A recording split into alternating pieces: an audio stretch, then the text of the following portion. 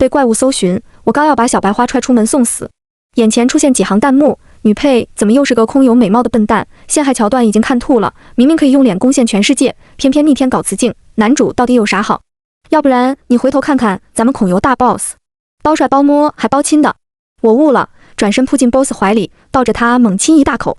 弹幕炸了，我只是口嗨，他怎么还真把 boss 攻略了？今天是我进入这个恐怖游轮副本的第一天，但我好像要死了。半小时前，我还在甲板上集合听船长宣读规则，有个圣母小白花高喊着生命啊、平等啊之类的口号，上去就夺走了游轮厨师提着的水桶。他放生了萌萌的八爪鱼，也放生了其他玩家的命。我们被无数触手追得嗷嗷乱窜，很快迷了路。期间，我还顺带捞了一个呆愣愣站在走道里，似乎不明情况的少年一起逃跑，直到躲进一间客舱，关上门，我才松了口气，问：“你没事吧？”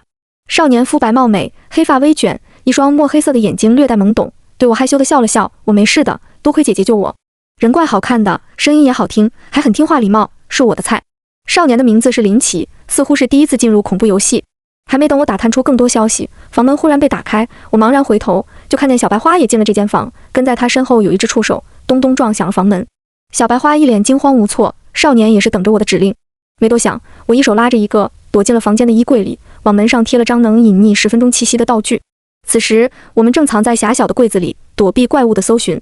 木门破碎后，房间里四处传来黏腻的声音，等到道具时效结束，寻找到我们也是迟早的事儿。林奇牵着我的手，骨节分明，但冰冰凉凉的。作为新人面对这样的场景，大概被吓得不轻，此时眼睛亮晶晶地看着我。注意到我在看他，林奇悄悄贴近我的耳边说话，他声音磁性清润，尾音上扬，莫名有些缱绻，像是在撒娇：“姐姐，怎么办呀？”我保护欲上涌，无声对他比了个口型：“别怕，我会保护你的。”毕竟引起这场混乱的罪魁祸首就躲在我身前不足半尺的距离，在恐怖游戏里当然是优先保全自己了。就在我向小白花毫无防备的后背伸出腿时，眼前忽然凭空出现了一道透明屏幕，上面密密麻麻滚动起弹幕。哎呀，终于挤进直播间了，让我看看，让我看看，这个剧情怎么说呢？恶毒女配怎么又是个空有美貌的笨蛋？陷害桥段我已经看吐了，女主已经摇人了，女配你可别糊涂啊，一旦踹了她可就完了。明明可以用脸攻陷全世界，偏偏逆天搞雌竞，男主到底有啥好，值得你这么争啊？楼上不能这么说吧，我还是蛮磕男主女配的，青梅竹马 YYDS， 奈何女主善良又温柔，女配智商却总是不在线，大家别吵啦。女配宝宝，你听我一句，要不然你回头看看咱们孔游大 boss， 包帅包摸还包亲的。弹幕刷得飞快，讨论得更是热烈，我却愣住了。谁？恶毒女配？是在说我吗？左右环顾，房间里似乎确实没有比我更美的存在，那应该是我没错了。既然小白花已经摇人，那就代表安全了，我也没必要踹她出去了。我默默收回了脚，大脑飞速转动，我开始跟着弹幕捋起思维。我是一本古早团宠无限流小说的美貌恶毒女配，喜欢粘在竹马男主秦鹤言身边。一起进入恐怖游戏之后，也死性不改，仗着秦鹤言高级玩家的身份作福作威，还恶意陷害团宠女主小白花和角角，最终惨死在副本里。死后还被困在副本里，成了恶贯满盈的花瓶女怪。看到弹幕讨论到的结局，我不由往林奇的方向靠了靠。那种结局不要啊！林奇下意识搂住了我的腰，距离贴得很近。等被悠悠的海洋气味包裹时，我才猛地僵住了。等等，弹幕刚刚是不是说回头看看咱们孔游大 boss？ 而这个副本也正好是与海相关。恐怖 boss 竟在我身边。林奇在我眼前晃了晃手，一脸关切不似作为：“姐姐，没事吧？”我虚弱地点了点头。我看似没事，其实已经碎了有一会儿了。倒反天罡，真是倒反天罡，谁家 boss 长这样？回想起前几个副本里的血腥伯爵、瘦长鬼影、雨街开膛手，我恍惚了一瞬。包帅我是见识到了，但剩下的真的可以摸吗？思绪混乱中，我的视线也悄悄下移，正盯着柜门外传来激烈的打斗声。柜门缝隙外，随着一大簇火焰燃起，那只跟着我们进入房间满地乱爬的触手已经成了一块焦炭。一双战斗靴落在柜门外，伴随的还有秦鹤言焦急的声音：“角角，你在哪？外面已经安全了。”弹幕从一开始的女配怎么不动手呀，到现在变成了一溜的欢呼：“啊呀呀，男主来救场啦！”就是这个英雄就没爽，不愧是高级玩家，太帅啦！只有我注意到 BOSS 刚刚和女配保贴贴的时候脸红了吗？谁教你就这么磕上的？实不相瞒，我也看见了，嘻嘻，路过磕一口。别磕了，我就好奇现在的剧情要怎么走，来看修罗场。道具被揭开，何角角推开了柜门，虚脱地扑进秦鹤言怀里。秦鹤言抱住了他瘫软的身体，眼里的心疼要溢出来。正当他想说些什么安慰何角角时，我紧跟着从衣柜里牵着林奇的手，水灵灵的就出来了。何皎皎在秦鹤言怀里哭得梨花带雨，我以为再也见不到你了。这个场景该说不说，特别像那个捉奸现场啊！别争男主了，姐这辈子没有这么卑微过，只求你放过小情侣，放过他们。我还想让秦鹤言放过我呢。我挑了挑眉，没兴趣多看一眼苦情戏，冷声打断何皎皎的哭泣，道具还给我。一见我，秦鹤言瞬间脸色阴沉，看着我的眼神像是要吃人。他们说有个白痴女人在外面放出了怪物，是你做的吧，苏夏？你就这么嫉妒我和别的女孩组队，不惜以身犯险也要沾上来，伤害我心爱的女人？皎皎和你不一样，她是我见过最善良的女孩，有我在，你别想伤害她。弹幕诡异地停滞了一瞬，许久，弹幕里有人小心翼翼地提出疑问：男主人设是这样的吗？是非不变，上来就扣帽子。那我有点怜爱女配了，不知道，再看看。只有我在意，女配其实也挺善良的吗？女主引怪进房间之后，女配还带着她一起躲起来。如果不是道具快要失效了，说到底女配也没做什么吧。希望她好好解释解除误会，我快要气笑了，一点不惯着她，少发癫。第一，弹幕像是触发了 AI 开关，自然接话。第一，我不叫楚雨前。第二，差点被带偏。我愣了下，感受到我的愤怒。身边的林奇安慰似的捏了捏我的掌心，上前一步，指了指地上的何皎皎。你说把怪物放出来的人，是她这个白痴女人哦。她说生命是平等的，那她为什么不肯去和怪物面对面，而是把怪物引进我们的房间？她说的有理有据。秦鹤言迟疑了几秒，看向怀里的何皎皎。小白花不解释，只哭着把隐匿道具还给我，整个人楚楚可怜，都是我的错，对不起姐姐。秦鹤言无话可说，只轻声安慰着何皎皎，任由我取走道具，转身离开。在我刚迈出房门时，听见秦鹤言嘲讽的声音从身后传来，找新人组队就是为了气我。苏夏，你好本事，还学会欲擒故纵了。还有那个家伙，小心别什么时候就被他推出去就替死鬼了。我捏紧了拳，没有理会他，拉着林奇匆匆离去。弹幕唉声叹气，不是，我是原作党，但男主这行为我很难评价呀。女配好像也没做什么坏事吧，实惨了，被喜欢的男人这么恶意猜测，青梅竹马逼了，心碎点 JPG。他们还不知道，刚刚触手怪爆的道具已经被我偷偷捡走了。一两句恶意揣测算什么，随他说去。道具是我的了，嘻嘻。走廊里空空荡荡，怪物其他的触手也消失不见，除去一股挥散不去的腥味和满地血腥，证实着这里曾经经历过什么。根据船上的地图，我带着林奇绕了好几圈，才回到了分配的房间。原本住宿区的30多盏门牌灯，只剩下寥寥10几盏，代表剩余玩家也只有10几人了。第一晚损失惨重，但也象征着接下来会有一段不短的安全时间。虽然残忍，但对于幸存玩家而言，大概是庆幸的吧。我拖着脸颊侧躺在床上，拍了拍身边的被子，一起睡。林奇脸颊疼得升起一丝红晕，他转移了视线，姐姐，我们这样是可以的吗？弹幕可以，我同意这门亲事了，抱抱猫猫，你们努力，我就出来了。女配发出了陪睡邀请。boss 你不行的话让我来吧，我来贴吓宝宝。弹幕逐渐变色，我一阵无语，谁会在恐怖游戏里发展不可言说的剧情啊？虽然不知道 boss 为什么要装成新人在我身边，但他会主动帮我说话，也是没有恶意的，那就没关系了。我一脸正直，现在不休息，明天怎么有精力去过副本？林奇被我说服了，乖乖巧巧躺在我身边，耳根的红还没褪去。超可爱的，好纯，想亲一口。这么想着，我吧唧一口亲在他脸颊上，心满意足，睡吧，无视掉身侧一瞬僵住的身体，我笑眯眯关了灯。弹幕的问号差点快要刷出光屏外。这个时候你拉什么灯呜，让我康吧，夏姐你说话呀。其实我没想太多，脑子里只闪过一句话，原来真的可以亲啊，好软。游戏号称3天3夜，一般白天搜集线索时几乎没什么危险，今天也只在傍晚时被小白花触发了那次怪物，才导致死伤过半。第二天的风险未知，把 boss 留在身边的行为也不知道对不对。正当我胡乱想着，一只长长的东西碰到了我的腰，我愣住，耳边是林奇好听的声音，姐姐和那个男人是什么关系？吃醋？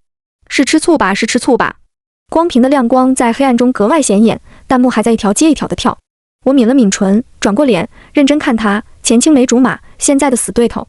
谢谢你今天维护我呀，林奇。我没有撒谎，自从一起误入恐怖游戏后，秦鹤言就开始疏远我。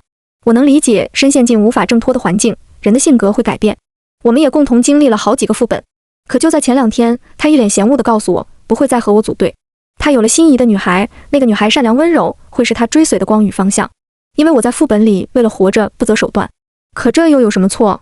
我不会去主动害人，但对方有害我的心思，我反杀对方又有什么错？理念不同，我和他一拍两散，只身进入这个副本，没想到又遇见了他。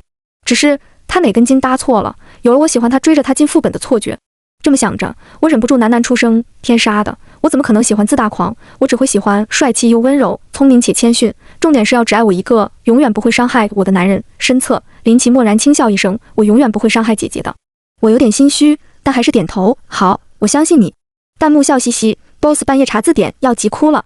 夏夏，你要的人设 boss 真的能演吗？boss 能不能我不知道，但有关于夏夏单恋男主陷害女主的传言，是时候该停止了。他小子明显是个纯爱呀。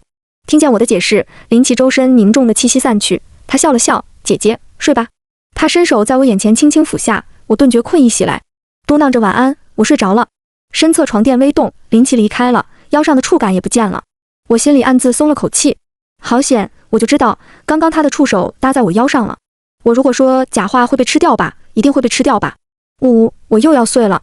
醒来时，林奇正睡在我身边，睡颜恬静，如果不是在弹幕掉码掉了个彻底，就这样来看，真像个单纯的新人啊。我感叹一声，也没打扰他休息，独自洗漱后来到了甲板。今天的规则格外有针对性。船长提到第3页有个拍卖会，要求是参与玩家阵营必须献出一样拍卖物才可以参加。玩家这边议论纷纷，可无论地上的是昂贵的怀表还是珍贵的道具，船长都摇摇头表示婉拒。有玩家小心翼翼去问到底需要什么，最终他笑了笑，让水手推上来一个巨型金丝龙，将视线一一扫过玩家中的几名女性，自然是最珍贵之物。我抽了抽嘴角，这可是团宠小说背景，最珍贵的自然是女主，何角角要完啦。对此我表示嘻嘻，拜托，我可是恶毒女配，我不喜忧欢秦鹤言这个男主，同样也不喜欢何角角这个女主。做圣母的前提是有能力将危险转嫁于其他人身上的，那叫纯坏种。不等我退到角落独善其身，秦鹤言不知何时来到了我身边，将我一把推上前，他符合标准吗？我一个踉跄被推到中心区域，转身怒视向他，而船长已经向我伸出了手，笑意不达眼底。当然，这个小姐会是个美丽的收藏品，接下来的意思皆在不言中，好像要被迫走上原作的惨死结局了，不惜惜。有玩家帮我抱不平，也不能因为人姑娘一个人来的就这么欺负她呀！你后面躲着的那个女孩，昨晚还释放出了怪物，要我说应该让她去吧。何角角探出脑袋，咬了咬唇，有些无措，对不起，我不是故意的，要不然还是我去吧。秦鹤言护在他身前，拿出了武器，冷笑，你们敢动他试试？很快有人认出他是排行榜前几的高级玩家，默默不作声了，纷纷用同情却爱莫能助的眼光看向我。弹幕世界观要崩塌了，我为给男女主说过话而道歉。天哪，这原来是恶人主角吗？要我说恶人组才带感啊！护妻狂魔霸道男主成柔弱黑莲花女主，我喜欢。可素恶女的命也是命啊，女主进笼子是团宠，你进去不得成团餐啊！呜，看不下去了，谁来摇醒 boss？boss 你别睡了，速速来救场啊！弹幕还在线上摇人，我却已经放弃了挣扎。即使知道秦鹤言对我早就没有了10几年的好友情谊，可我还是不免心凉。被武器指着，其他玩家也不再抗议后，我主动走进了金丝牢笼，被运往了拍卖会场。事实上，我确实不擅长打斗，就连先前几次副本过关的道具也多是辅助类道具。但早知道独自出门会有危险，我怎么可能不留一张底牌？离开前，我听见船长给玩家各自安排任务，有的是打扫客舱，有的是打扫甲板，还有的是帮厨师准备晚餐。众所周知，恐怖游戏的厨房是个禁忌场所，因为你不知道自己或者同伴会不会被随机刷新在砧板上。何角角就被分配进了厨房。秦鹤言明显心疼，但他们不在一个组，规则也禁止换组。于是他只能把防护道具一股脑全塞给何角角。一转头，这些道具就被何角角心软送给了同组成员，为他博来了好名声。看着一边的秦鹤言既欣慰又心酸的模样，我又乐了。希望两个人都有事。没乐多久，我被带进了一个圆形中空会场。环形围栏外的卡座上，零星坐着几个鱼头人身的怪物。他们对着笼子里的我评头论足，最终得出价格不菲的结论，定了个高价，肯定会有贵宾喜欢这款人类吧。鱼头点评人类的场面过于荒诞，我忍不住抽了抽嘴角。等等，你们的贵宾就值这个价？戴着明黄帽子的鱼头人明显愣了下。贵宾？我从口袋里取出昨晚触手爆出的道具，一张深黑色鎏金花纹的卡片，在他们眼前晃了晃。这才是我勇于探索新地图的原因。这张 VIP 贵宾卡原本该是男主的机遇，但我捡到了，不用白不用。光屏里一片我抄，不是，谁教他这么玩的？的弹幕接连不断。鱼头人检查了卡片，立马就慌了，态度也变得谄媚。哎呀，是哪个不长眼的把贵宾都请错了坐席？我被恭恭敬敬请出了笼子，在场馆里畅通无阻，漫无目的的乱逛起来。直到走到一间房门外，我听到林奇冷淡的声音，我可不像我哥是个恋爱脑，游戏不喜欢太高的通关率，我的副本也不能例外。这次拍卖会让他们都参加。对了，昨晚我跟着的女孩去哪了？我停住了想要敲门的手，弹幕一条条刷过。好，boss 你就嘴硬吧，老婆没了你就等着追妻火葬场吧。等等 ，boss 他哥是不是隔壁跟着玩家出逃的那位？啊哈哈，那个孔游著名恋爱脑是吧 ？boss 没传到我是不信的，夏夏可别听这小子胡说八道。游戏系统监管下确实不能太明显偏袒玩家，呜呜呜 ，boss 是有 KPI 的。画风逐渐跑偏，我异样跳动的心绪也逐渐平稳。房间里，我听见船长唯唯诺诺的声音：“那位被玩家送去拍卖会场了。”有什么东西陡然掉落，发出脆响。林奇急匆匆出门，一开门就撞上听墙角的我，两人面面相觑。我尴尬地打招呼：“嗨，我是不是不该在这里，而是应该在笼里？”林奇的动作肉眼可见地制住了一瞬，随即他抱紧了我，声音一下子软下来，委屈又无辜：“姐姐，你去哪里了呀？我醒的时候就没见到你，到处找也没找到。他这是假装什么都没发生过了。”我忍不住心软，不知道是谁把他教的这么绿茶，虽然我并不讨厌就是了。弹幕一片欢快，好好好，你还委屈上了，差点给我骗过去。boss 又急了，女配你决绝一点，假装不理他，说不定他能哭给你看。莫名的，我相信弹幕的话，林奇不会伤害我。我回抱住他，什么也没说。林奇贴完，又认真的自我反省，是我的错，我应该把姐姐和我锁在一起的。如果姐姐出事，我一个人要怎么办呀？我连忙捂住他的嘴，停止你的危险发言。林奇眨眨眼，乖乖闭嘴了。温热的呼吸喷洒在我掌心，我不由红了脸，猛地收回手，暂时缺失了部分语言组织能力。我的意思是，不能锁在一起，最多可以牵手，就算谈恋爱也得从牵手开始，哪有那么花的？我的手在半空被捉住，林奇笑着低下头，一个吻轻轻落在我的手背上，我听见他郑重又温柔的声音：“好，都听姐姐的。”正当我松了口气，又听他问：“也就是恋爱后可以玩得花一点？”我婉拒了哈。弹幕爆发出一阵啊啊的尖叫，给夏夏急坏了，哈哈，一言不合进入奇怪的 play。女配，你有没有注意到自己手上多了个契约纹？这是标记啊，标记。好磕爱磕天天磕，伪装绿茶的阴暗大佬 X 训狗大师，美貌恶女，是谁路过又美美吃了一嘴粮？哎，你俩能不能莫名其妙结个婚不个嘴？不为别的，就当是为了我今晚能睡个好觉，嘻嘻。抛开游轮恐怖的设定之外，这里其实还挺适合观光的。仗着贵宾卡，我拉着林奇玩遍了高层的娱乐设施。直到暮色降临，原本平静的海面变得幽暗漆黑，有巨大的黑影在海面下若隐若现，令人心神不安。第二夜开始了，到了晚餐时间，甲板上聚集的玩家却少了许多。在顶层全景房的甲板上，我自上而下默数了一遍人数，确定了参与厨房任务的玩家，只剩何皎皎一人活着走出来。有死去玩家的同伴质问他今天的经历，他支支吾吾，却解释不出什么，最后只哭着说自己很笨，保护不了大家。身为护花使者的秦鹤言二话不说就为他冲锋陷阵，其他玩家敢怒不敢言，又把上午的场景重复了一遍。他是会与全世界为敌的。何皎皎是救过他的命吗？这场景我看了2遍也腻了，但总觉得与早上相比，有一种说不出的奇怪。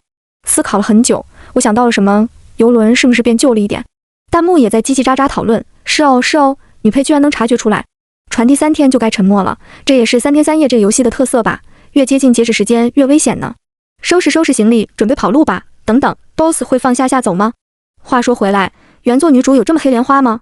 谁让我看看女主视角啊？好好奇，原作女主不也是咋咋呼呼的团宠吗？路人皆炮灰的那种。反正我吃不来这人设，只有我关心刚刚 boss 疯狂投喂夏夏的互动嘛。KSWL， 什么都磕，只会害了你们。楼下的厨师端上了丰盛的晚餐，简单宣布了进餐规则后，玩家们纷纷落座，再也没人关心死去的玩家。我转身，没再在意楼下的纷纷扰扰。林奇插了一块慕斯送到我嘴边，姐姐。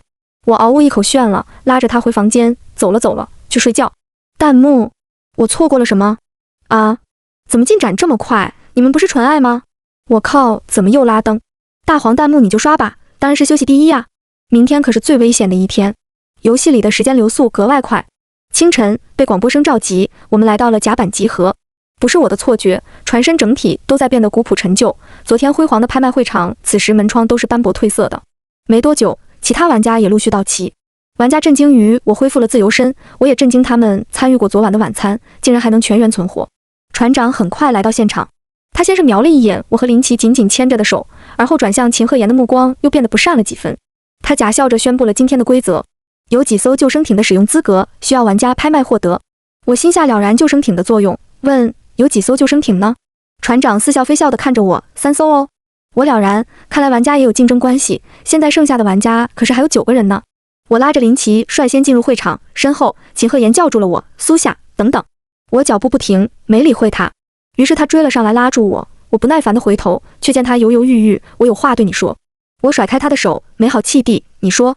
他扫了一眼我身边的林奇，似乎有些忌惮。林奇弯眸对他笑了笑，一脸单纯无害，用湿巾一点点将我和秦鹤言碰到的手指细心擦了一遍。我眼皮一跳，默默牵紧了他的手。这小子哪来的占有欲？果然绿茶乖狗都是演出来的。见林奇看不懂暗示不肯离开，秦鹤言只好低声道：“小心你身边这个人，我查到线索。这次入场的玩家一共只有33个人，没人认识他。而且昨天有人看见他和船长走得很近。我知道你是为了气我才和他在一起，但他真的很危险。我一言难尽，别自作多情了。我和林奇在一起，纯粹是因为我喜欢他。我有多讨厌你，你看不出来吗？少管我的事，小齐，我们走。”好，林奇应答我的声音有些欢快。虽然不知道秦鹤言为什么突然提醒我，但比起他的反复无常，我更愿意和 BOSS 待在一起。弹幕告白了，这算是告白了啊！撒花了，我们旗下是真的。男主怎么总是颠颠的？不要打扰人家小情侣好伐？良心发作吧。男主他危险，女配不准这么说我家小男友，他那么单纯。BOSS 好耶，姐姐贴贴。CP 粉快乐的世界达成了。见我油盐不进，秦鹤言皱了皱眉，回去找何角角了。拍卖很快开始，一道道美食被端上了展台。幕帘之后，许多鱼头买家开始疯抢，玩家这边却大多面色凝重，因为美食都是用参与游戏却死在船上的玩家做成的。后续又端上来一件件精美的道具，同样来自玩家之手，自产自销，算是被这个游戏玩明白了。很快到了压轴的拍品，几枚精巧的钥匙摆上了展台，几个玩家率先按下抢拍按钮。主持这场拍卖会的船长微微一笑，也很快敲定了玩家的购买资格。正当玩家美滋滋上台，拿出钱包开始核算价格时，船长却笑着指了指幕布角落的一行小字：只收诡异币。玩家瞬间脸色惨白，他提出要用道具抵扣钱币，但仍然远远不够。于是他的器官也被挨个称重估价，只可惜还是不够。在他咽气后，尸体很快就被几个水手拖走了，只留下一条长长的血痕，证明他存在过。我坐在台下，倒吸了口凉气。身边的林奇神色如常，对这种场面显然司空见惯。见我看他立马换了张委屈脸开眼：“姐姐，我怕。”我抽了抽嘴角：“好，姐姐抱抱。”似乎感觉到我的紧绷，林奇眨眨眼，轻轻拍了拍我的背，温柔安抚：“姐姐，别怕。”我忽然安心不少。好。弹幕：马德磕疯了。之后有一对组队的玩家花光了积蓄，又各自摘除了颗肾脏，总算换来了那艘2座的救生艇，迅速离开。估算了一遍价格，我刷了贵宾卡，又抵上一个道具，也拿下了一艘救生艇。目的达成。正当我走出会场时，何角角却叫住了我。他像是鼓足了勇气：“姐姐，能不能借我们几个道具啊？我们的诡异币不够了。”我直接拒绝：“不能借给你，你又拿去做慈善怎么办？”圣母小白花诡计多端，居然想骗我道具，可我又不蠢。何角角眼眶一红，咬了咬唇，倔强的目光看向秦鹤言：“鹤言，要不然你和别的玩家拼一艘逃生艇离开吧。我没事的，我一个人也可以。”秦鹤言眼神闪烁，感动极了：“角角，我不会让你出事的。”他捏了捏拳，终于向我低下了高贵的头颅：“苏夏，算你赢了，把道具借给我吧。出去之后你要怎么样我都答应。”我还没说什么，弹幕又刷疯了：“啊，把男主插出去。”夏夏，你可别理他，我刚刚看见他跟其他玩家偷偷商量了什么，我原本就没打算理他，转身就走。见我不买账，秦鹤言眼底闪过一抹狠厉，忽然对我动了手：“苏夏，是你逼我的。”与此同时，还有几个没有足够诡异币买救生艇的玩家也一起动了手，杀了他们，抢船离开。先前看了弹幕的提醒，我就有了心理准备，把林奇护在身后，拿出了保护道具。我能理解，恐怖游戏中唯有自己的利益至上，所以我对秦鹤言也完全不抱希望。只是出乎我意料的，林奇不再伪装，把我牢牢护在了身后。一阵白光闪过，一条波光粼粼的纯黑色鱼尾展现在我眼前。秦鹤言眼中又惊又喜，惊的是我与一个怪物同行许久，却没有受到伤害；喜的是林奇既然不伤害我，大概率是个没什么攻击力的怪物。然而林奇很强，他们根本不是对手。被拍飞到座椅上，搂了一大口血时，他对我大吼出声：“苏夏，你还在等什么？杀了他！他是怪物！”林奇为我挡下了所有攻击。听到这句话，眼下蓦然落寞一瞬，他动作一顿，应来了好几下攻击。他轻声问我：“姐姐，你要杀了我吗？”我骗了你，我不是新人玩家。我叹了口气，也取出了武器长鞭。我能度过好几个副本，当然不只是运气成分，虽然是个辅助系玩家，但又不代表我真的没有攻击力。天哪，不会反目成仇吧？不要逼啊呜，不然你们把我杀了助助兴，不要动手啊！我转身扑进林奇怀里，抱着他亲了一大口，再回眸，我的长鞭挥向了秦鹤言。这次他的眼里只剩下惊慌和迷茫了。苏夏，你疯了？我笑，你凭什么以为我会帮着你？你刚刚可是摇人来杀我哎！你真以为我是蠢货？说完，我又语气严肃地看向林奇，骗我的账一会儿再跟你算，你只要知道，和你一样，我也永远不会伤害你。林奇原本暗淡的眼睛一下子就亮了。弹幕啊，今天反转，我只是口嗨来着，他怎么还真把 BOSS 攻略下来了？他好像真的很在意被当成笨蛋，下次不骂了，下次还敢板。呜呜呜，好磕！几番缠斗后，几个实力不够的玩家很快倒下，生死不知。秦鹤言护着何角角，节节败退，终于趁着有人掩护的时间落荒而逃。角落只剩了个女玩家，见我们目光齐齐看向她，她吓得结结巴巴。等等，我没答应和他们合作，我知道她没动手，之前还帮我说过话，只点了点头，搜刮了那些玩家的道具，就离开了现场。来到停滞救生艇的位置，我回过头，天色渐黑，游轮也逐渐变得破破烂烂，像是一艘从深海打捞上来的幽灵鬼船。船长站在最顶层的阳光房上，朝我遥遥微笑。云层翻涌，夜色笼罩了这艘游轮。大概终于到了离别的时候，我要离开了。我对林奇认真道：“你愿意和我一起走吗？”啊呀呀！名场面之我在恐怖游戏诱拐 BOSS， 跟他走，跟他走，跟他走，等等等等，怎么黑屏了？让我参加他们的婚礼！呜呜！直播系统，别逼我跪下来求你！林奇眸光微暗，苦涩笑意不达眼底。姐姐不怪我的欺骗吗？我奇怪，你从来没伤害过我，为什么要怪你？还有，我喜欢你，不想你独自留在这里。我态度坦诚，看着他的眼睛也写满了真挚，像是释然。林奇紧盯着我们相握的手，而我的左手手背上一枚浅色复杂的印记柔柔泛着光。姐姐，我没办法离开这里的，游戏需要我留在这里作为守关 BOSS。我点头，能理解，你没办法跟我走，所以让我带着这枚契约印记走，对吗？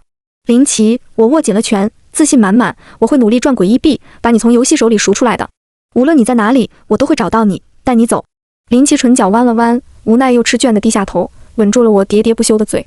一吻过后，他将我推上了救生艇，原本还想留下姐姐的。姐姐不属于这里，但姐姐的心属于我，这样就够了。姐姐，我们会重逢的吧？当然。救生艇能容纳2个人离开，于是我带上了那个仅剩的女玩家。